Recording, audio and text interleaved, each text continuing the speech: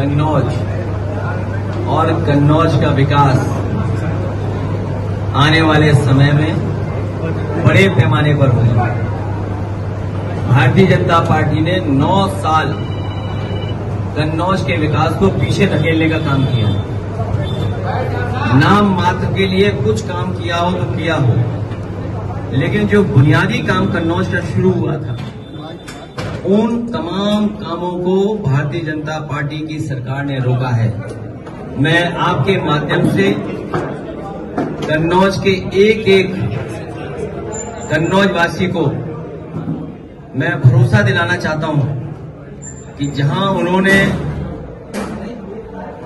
मुझे चुन करके उनकी सेवा करने का मौका दिया है, आने वाले समय में समाजवादी सरकार बनकर के देश का ऐतिहासिक विकास कन्नौज में समाजवादी लोग कर करके दिखाएंगे। हम जनता के बीच में लगातार रहेंगे।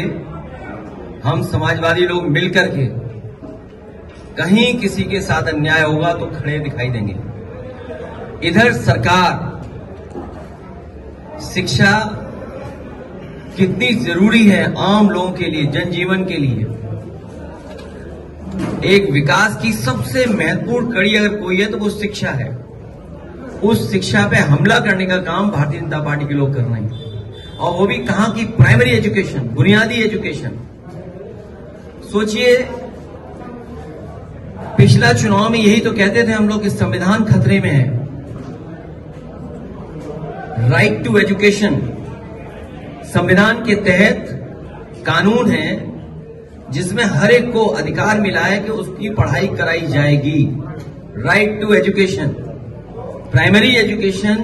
और जब ये संस्थान बंद होंगे तो सोचिए गरीब और खासकर पीड़ित परिवार के बच्चे कहां पढ़ने जाएंगे।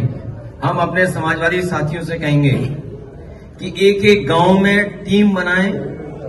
अपने जो पढ़े लिखे नौजवान हैं, पार्टी के समर्थक हैं या रिटायर्ड शिक्षक हैं, मैं उन सबसे निवेदन करूंगा कि पीडीए पाठशाला बना करके उन बच्चों को पढ़ाने का काम करें, उन बच्चों के भविष्य को सुधारने का काम करें।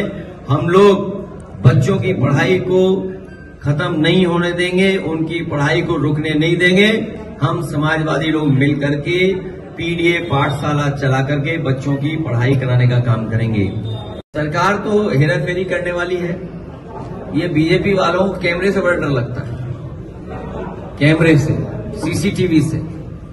याद कीजिए चंडीगढ़ में कैसे पकड़े गए थे वोट गड़बड़ करते हुए।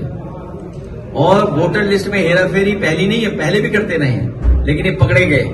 हम लोगों ने 18,000 वोट वो निकाले थे एफिडेविट के साथ, जो कभी इन्होंने डिलीट किए थे, जो वोट डाल नहीं पाए थे। खासकर उसमें समाजवादी पार्टी के पीडीए परिवार के लोग वोटर थे, उनके इन्होंने वोट डिलीट किए थे। हम लोगों ने एफिडेविट लगवा करके शिकायत की।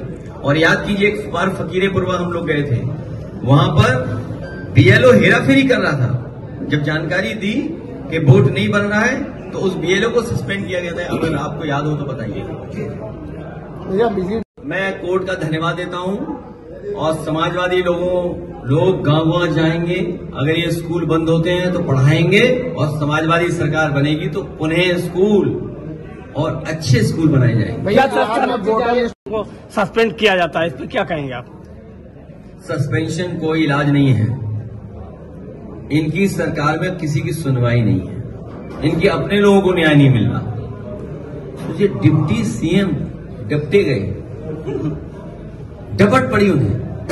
कभी कोई सोच सकता है कि इंस्टीट्यूशन में सबसे बैठे हुए लोग वो क्या कर रहे हैं? अपने विभाग पे ध्यान नहीं दे रहे हैं। कह रहे हैं समाजवादी लोग नमाजवादी लोग हैं। यही तो कहते हैं नमाजवादी लोग हैं। इनके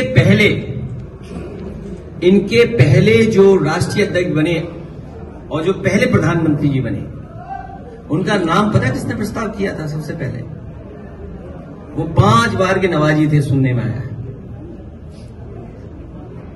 स्वर्गीय पूर्व प्रधानमंत्री अटल बिहारी वाजपेयी जी जब राष्ट्रीय अध्यक्ष बनाए गए थे, उस समय उनके नाम का प्रस्ताव रखने वाले पहले व्यक्ति 5 बार के नवाजी थे।